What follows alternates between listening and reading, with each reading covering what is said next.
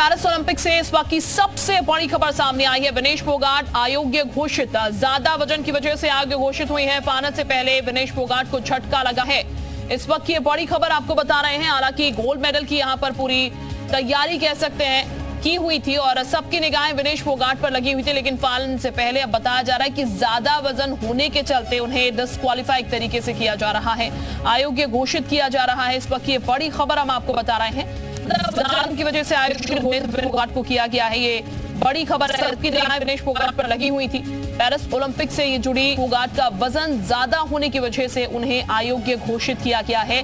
ऐसी अपडेट फिलहाल सामने निकल के आई है। तो फाइनल से पहले ये एक बड़ा झटका विनेश फोगाट के लिए और भारतीयों के लिए भी, जो कि लगातार गोल्ड की उम्मीद फिलहाल जता रहे थे यहाँ पर। लेकिन अब कहा जा रहा है विनेश फोगाट जो है वो अयोग्य घोषित हुई है यहाँ पर। इस वक्त ये बड़ी खबर आपको बता रहे हैं।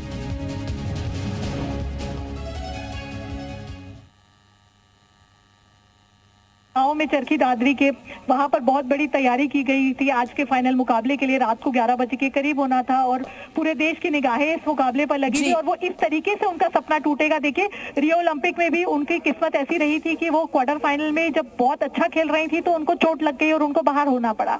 उसके बाद टोक्यो में आई, तब भी वो क्वार्टर फाइनल में हारी। उसके बाद देखिए उनको एक इंजरी हुई जिससे वो लड़ी, फिर वो प्रोटेस्ट में आई। एक साल पहले तक वो प्रोटेस्ट में बैठी रही। लोग सवाल उठाने लगे कि क्या वो ओलंपिक के लिए फिट है, क्या खेल पाएंगी, क्योंकि ट्रेनिंग के वक्त तक वो धरने पर बैठी थी। लेकिन तब भी उन्होंने आकर ये फाइनल तक का सफर तय किया और लग रहा था जिस कन्विक्शन से वो कल खेली थी, हमें बाउट्स में दिखी थी, मैट के ऊपर दिखी थी, वो जीत उनकी आंखों में नजर आ रही थी। लेकिन एक ऐसी वजह से उनका फाइनल के लिए डिस्क्वालीफाई हो जाना, ये मुझे लगता है इससे बड़ा झटका किसी खिलाड़ी के लिए हो नहीं सकता।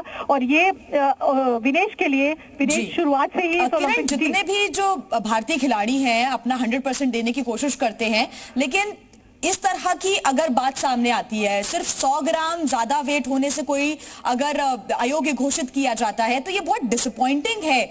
आखिर वक्त तक बहुत कुछ एक एक चीज को फूक फूक के कदम रखा जाता है। बिल्कुल बिल्कुल। और इस लेवल स्टेज पे देखिए, रेसलिंग पे हमेशा से यही रूल रहा है कि जब जो वेट कैटेगरी में आप खेलते हो, जो तय मानक है, आपको उसी में वे इन होता है कॉम्पिटिशन से पहले। और वहां पर इतनी बड़ी चीज जो है वो हो जाए, वो भी ओलंपिक फाइनल से पहले, तो मुझे लगता है इससे बड़ा शैटरिंग अगर कोई कहे तो कुछ नहीं हो सकता। और अब ये खबर, क्योंकि यूनाइटेड वर्ल्ड रेसलिंग के रूल्स हैं और उस रूल के मुताबिक ही कंपटीशन सारे के सारा होता है और वही जो है वो हो गया है अनफॉर्चुनेटली, और वो फाइनल नहीं खेल पाएंगे। और सबसे दुखद बात ये है कि उन्हें कोई भी मेडल यहाँ नहीं मिलेगा।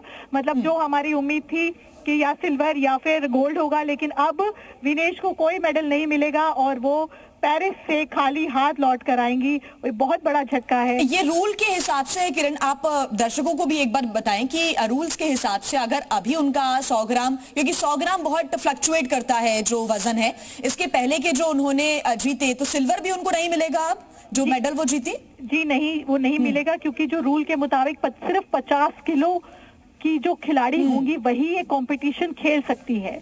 अब वो 50 किलो वेट कैटेगरी में फिट नहीं आई है, इस वजह से उनको कोई भी मेडल नहीं मिलेगा। क्योंकि देखिए, अलग अलग वेट कैटेगरी होती है जिसमें कि कॉम्पिटिशन्स होते हैं।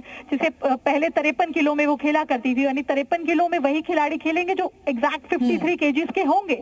तो अब लेकिन उसके बाद विनेश ने 50 किलो में खेलने के लिए 3 किलो वेट कम किया और उसके बाद खेला। लेकिन यहाँ पर जब वे इन हुआ फाइनल से पहले, वहां उनका वेट ज्यादा पाया गया, जिस वजह के बाद उनका ये ऑफिशियल स्टेटमेंट अब जो है भारतीय दल ने ये बता दिया है कि ये बहुत बड़ा झटका भारत को लग गया है। और भारत जो है किरण, ये कोशिश रहेगी कि उनके कोच की तरफ से या खुद विनेश फोगाट की तरफ से क्या प्रतिक्रिया आती है। हालांकि वो भी बहुत डिसअपॉइंटेड होंगी अभी, ये बहुत ही सपना टूटने जैसी क्योंकि खबर है, ऐसे में वो भी बहुत ज्यादा डिसहार्टेंड होंगी इस वक्त।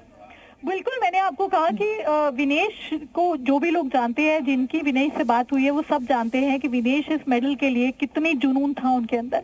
हमेशा वो यही बात करती थी कि जब उनकी रियो में चोट लगी और हमने देखा था वो मैट में किस कदर रोई थी, वहां पर उनको इंजरी हो गई थी, वो हर वक्त सिर्फ यही बात करती थी कि मेरे पास सब है, सिर्फ एक ओलंपिक मेडल नहीं है। उनके पास वर्ल्ड चैंपियनशिप का मेडल है, एशियाड का मेडल है, कॉमनवेल्थ का मेडल है, लेकिन उनके पास ओलंपिक मेडल नहीं था और यहाँ पर आकर वो इतने शानदार परफॉर्मेंस के बाद, देखिए कितनी फाइट्स के बाद, कितने संघर्ष के बाद, कितने सवालों के जवाब देने के बाद वो यहाँ फाइनल में पहुंची थी। और सबसे बड़ी बात कि वर्ल्ड नंबर 1 को एक अनबीटेबल, जिसको रेसलिंग वर्ल्ड में कहा जाता था, इकलौती ऐसी खिलाड़ी जिन्होंने आज तक इंटरनेशनल में हारा नहीं था, उसको हराकर आप यहाँ तक पहुंच जाती हैं। और फाइनल के दिन सुबह, कल भी जब उनका सेमीफाइनल खत्म हुआ तो मीडिया ने बात करनी चाहिए, तो उन्होंने कहा मैं अभी कुछ नहीं बोलूंगी, जो भी मैं बोलूंगी कल बोलूंगी। और उसके बाद उन्होंने माँ से भी बात की, माँ को भी कहा माँ मैं गोल्ड लेकर ही आऊंगी। और तो मतलब किस कदर वो खुश थी, हमने देखा था, खुशी के मारे उनके आंसू भी आए थे हर बाउट के बाद, अगर आपने देखा होगा तो बहुत खुश थी, रो रही थी खुशी के मारे। लेकिन आज सुबह जब उनका वे इन हुआ तो इतना बड़ा झटका उन्हें लगा। समय मांगा गया था वहां पर कोचेस की तरफ से कि थोड़ा समय दे दिया जाए जिससे कि वो उस वेट कैटेगरी में फिट हो पाए, क्योंकि वो कुछ ही ग्राम्स उनका ज्यादा था, कोई बहुत ज्यादा वेट का फर्क नहीं था।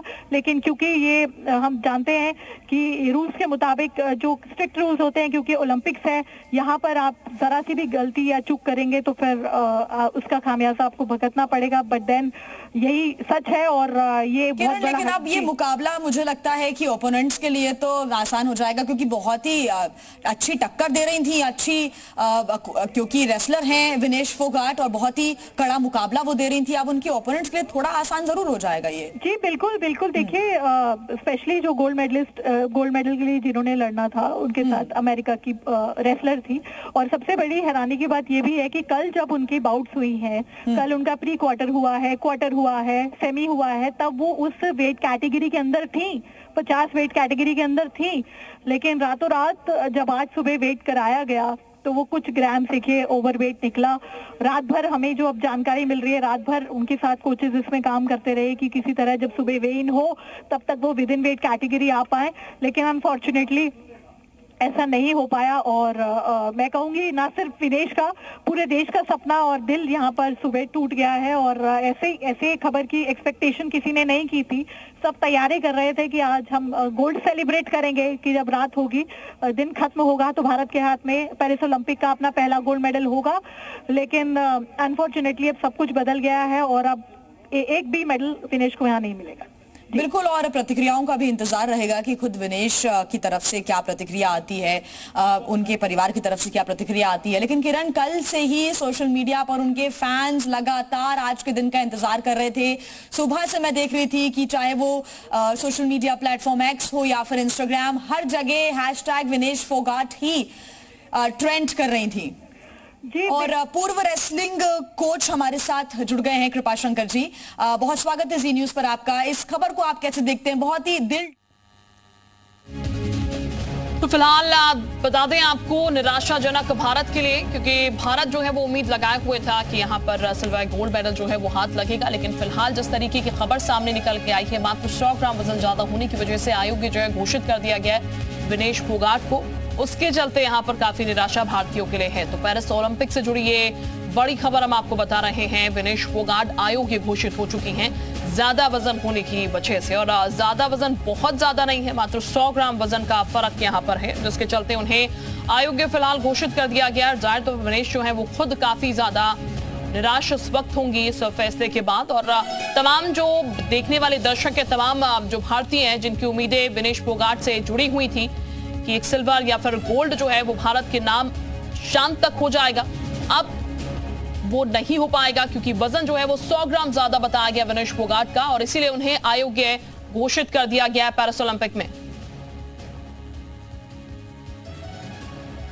और पूर्व ओलंपिक कोषाध्यक्ष अवधेश पांडे साहब इस वक्त हमारे साथ जुड़ चुके हैं, उनका हम सीधे अंदेश्वर पांडे साहब इस वक्त हमारे साथ जुड़ चुके हैं, उनका हम सीधे रुक कर लेते हैं। बहुत स्वागत सर आपका। सर, जिस तरीके की पूरी खबर आई है, जाहिर तौर पर काफी निराशाजनक ये खबर है भारतीयों के लिए। और विनेश फोगाट जो लगातार इतनी मेहनत कर पहुंची थी यहाँ पर। देखिए, वास्तव में ये न्यूज तो बहुत शॉकिंग न्यूज है और हम सब के लिए बड़ी दुखद बात है।